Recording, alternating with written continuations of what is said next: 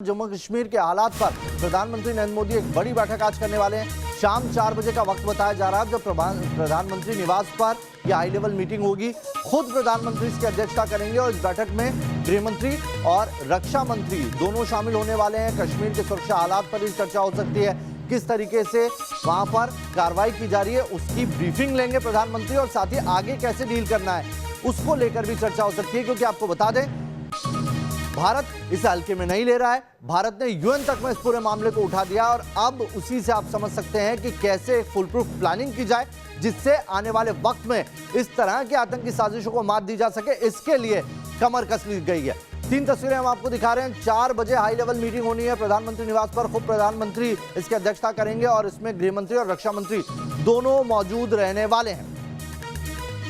क्योंकि ड्रोन एक बड़ी चुनौती है, न सिर्फ बॉर्डर एरिया पे बड़ी चुनौती है बल्कि भारत के दूसरे एरिया में भी ये बड़ी चुनौती बन सकता है। और साथ ही सिर्फ भारत के लिए नहीं, अभी दुनिया के तमाम देश इस खबर को इसलिए देख रहे हैं क्योंकि आने वाले वक्त में अगर ड्रोन इस तरीके से आतंकियों के हाथ में लग जाता है तो कल को कोई बड़ी जनहानि हो सकती है। हमारे साथ 2 सहयोगी हमारे साथ जुड़े हुए हैं। जम्मू से शाहनवाज जुड़े हुए हैं और साथ ही मधुरेंद्र दिल्ली से जुड़े हुए हैं। सबसे पहले मधुरेंद्र, 4 बजे जो मीटिंग होने वाली है उसको लेकर क्या जानकारी निकल के आ रही है?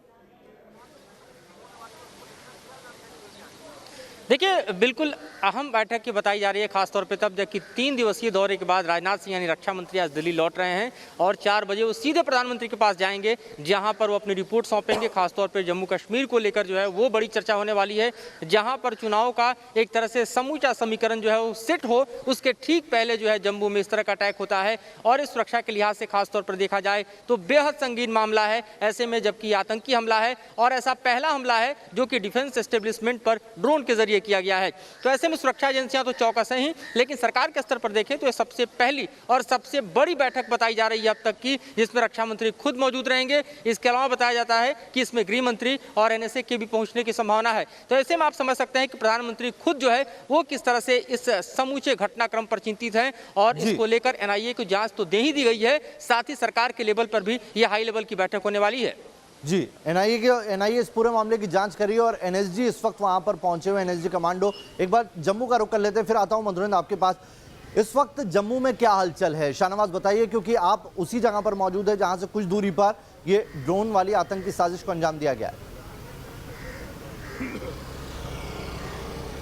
देखिए नावेद, क्योंकि जिस तरीके से पूरा आतंकी हमले को अंजाम दिया गया है, ये खतरा जो है ये एक बहुत बड़ा खतरा है। इसलिए जो अलग अलग एजेंसीज जो हैं वो यहाँ पर जांच करने के लिए पहुंची हैं। अगर मैं आपको इस पर्टिकुलर एयरफोर्स स्टेशन की बात बताऊं तो अब जांच का जिम्मा सीधे तौर पर एनआईए को दिया गया है और एनआईए इसमें अलग अलग पहलुओं पर जाँच कर रही है। और खासतौर पर आतंकी कनेक्शन क्या है, कौन सा ऐसा संगठन है, खासतौर पर लश्कर ए तैयबा का नाम आ रहा है, वो ये देखने की कोशिश कर रही है कि किस तरह से इस पूरे हमले को अंजाम दिया गया है। लेकिन नावेद, सबसे बड़ी बात यह है कि एनएसजी की टीम जिस दिन से हमला हुआ है वो अंदर मौजूद है। इसके साथ ही साथ दिल्ली पुलिस की स्पेशल सेल की टीम जो है वो आज यहाँ पर पहुँच गई है, क्योंकि खतरा बहुत बड़ा है। आने वाले दिनों में दिल्ली पुलिस के पास भी और अलग अलग एजेंसी इसके पास इस तरह के इनपुट्स पहले से मौजूद हैं कि ड्रोन का इस्तेमाल जो है वो राजधानी में भी किया जा सकता है।